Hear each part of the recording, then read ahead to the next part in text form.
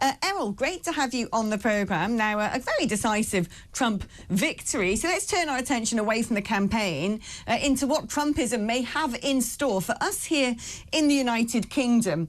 And let's look initially at foreign policy, because we've all been wondering, really, if that's going to change if Trump gets into the White House, especially when it comes to the situation in Ukraine. Now, there's two different narratives going on here. One says, actually, despite what he says about getting a deal, he's probably going to give Ukraine the weapons that they need and tell them they can use them as they like. But then a lot of other people, and we saw this, of course, when the bill was held up by Mike Johnson, the Speaker of the Senate, and basically that was $60 billion worth of aid going to Ukraine. 6 months they waited for that because of Republican skepticism. So which way do you think it's going to go? A little bit of a mix, right? Donald Trump's a negotiator, so first and foremost, he's going to bring an end to this conflict, and that means concessions that nobody wants to make on all sides. Russia has conquered territory, and they will be able to keep that territory. Wow, there's a fly in here.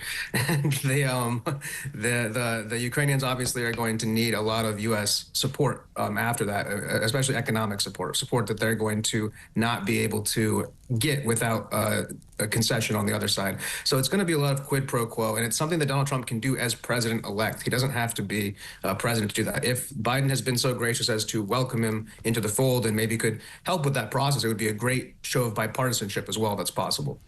I mean, the problem is, of course, that there'll be other countries who are a little bit frightened about Russia saying, well, if Putin knows that he can act aggressively and get something from it, that they're going to be at risk.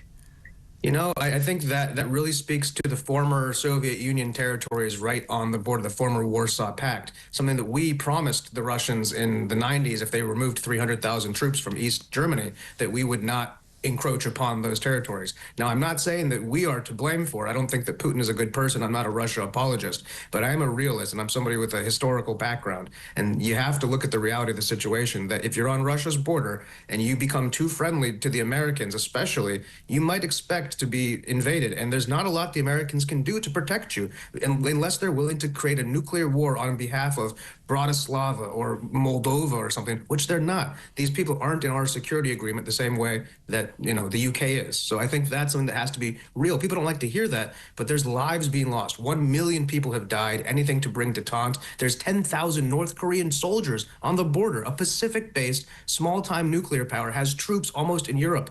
This cannot go on. And so it's going to take detente, and it's going to take concessions, and some of them might be very painful and sad. But I mean, that's the reality. The problem is, of course, is there were concessions under the Obama administration with Crimea. That's something that Donald Trump has pointed at himself and said, well, we wouldn't let that happen. And I think a lot of people are worried that give Russia what he wants, which is maritime routes. It's why he's especially interested in places like Odessa and the very eastern parts of Ukraine, where there's a whole load of natural resources that you're just playing into his hands, surely.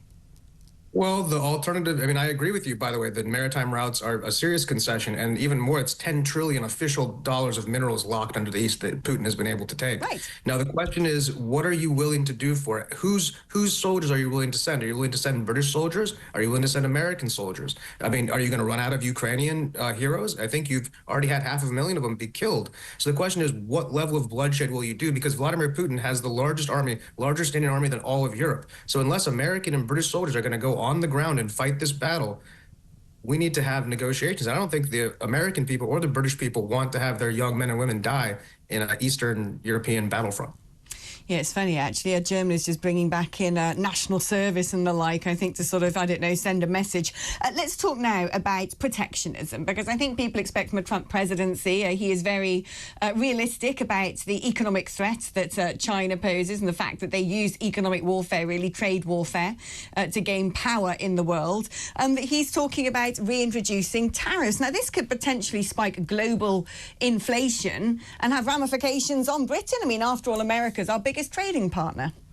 Yeah, and everybody's fair to point that out the last few days. Donald Trump is starting from a pretty aggressive point where he's sort of blanket said everybody will be subjected to tariffs. But then we need to step back and look, what type of trade do we have? So tariffs are aimed to protect the American vulnerable hollowed out manufacturing class.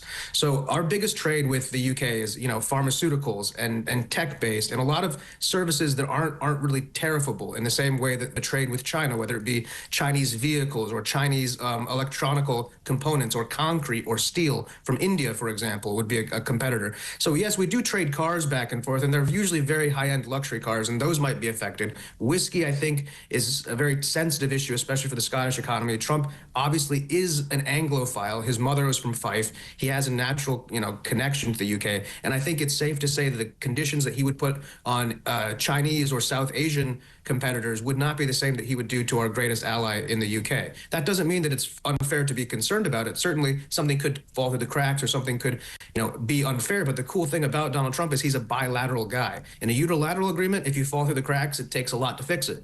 In a bilateral agreement, you can immediately ameliorate these types of fissures in the system. So I hope that the British people will give us a chance to show that we are good faith actors in this.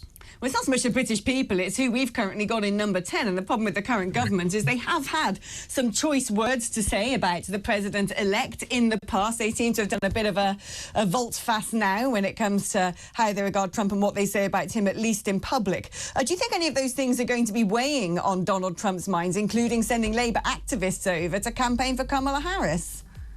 Honestly, I don't. And the reason why is that his own party, people in his own party, have probably said worse things about him in the last 8 years than the most far-left people in the UK. And on top of it, when you think about the Labour thing, that was very weird. Like, if a bunch of left-wing British guys showed up in coal country to knock on doors, like, thanks, man, go do that. That's really going to convince some blue-collar guy to vote for you. Like, that was dumb. I mean, I don't think it's going to have any impact. I think what I've been saying is that perhaps the UK will get the phone call fifth behind Singapore. I mean, that might be the extent of it. But I don't think Donald Trump's not a petty man based on how he's had to deal with all these people who've turned against him. So I don't think some words from PC malcontents matter. I tend to agree with you there, Errol. The fact that J.D. Vance was his running mate to me suggests that this is a man who doesn't necessarily hold grudges in the way that people say he does. Anyway, short break now. Back off.